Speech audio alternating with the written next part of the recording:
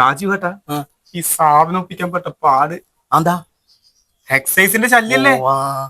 അവൻ എന്തായാലും കഷ്ടപ്പെട്ടിട്ടായാലും അവൻ സാധനം എത്തിച്ചത്. പൈസ ലേശം അധികമാണ്, പക്ഷെ സാധനം കിടക്കാൻ സാധനം തുറക്കല്ലേ. ഓ മണപ്പിച്ചപ്പോ തന്നെ എനിക്ക് മനസ്സിലായി സാധനം ഒറിജിനല്ല. രണ്ടാളുണ്ടല്ലോ. രാമകൃഷ്ണ എന്താ രണ്ടാം കൂടി ഇങ്ങനെ പരിപാടി? നേരത്തെ എന്തോടെ ഇരുന്നുണ്ടോ അല്ലേ? ഒന്നുമില്ല രാമകൃഷ്ണേട്ടാ, ഞങ്ങളിങ്ങനെ വെറുതെ ഓരോന്നിങ്ങനെ പറഞ്ഞിട്ട് അല്ലേ.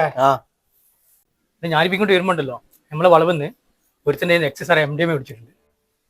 നമ്മുടെ ആ വളവെന്നാ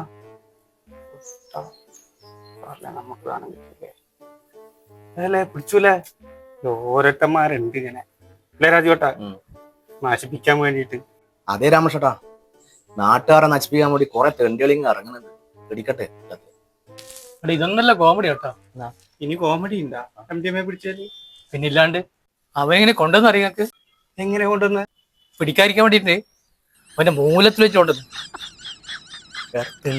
നീയല്ലേ പറഞ്ഞ മറപ്പിച്ചില്ല കണ്ടുപിടിക്കുന്നു. എന്തിനീ തലമുറ വല്ലവന്റെയും ബേക്കിൽ വെച്ച സാധനം വാങ്ങി ആരോഗ്യം നശിപ്പിക്കുന്നു?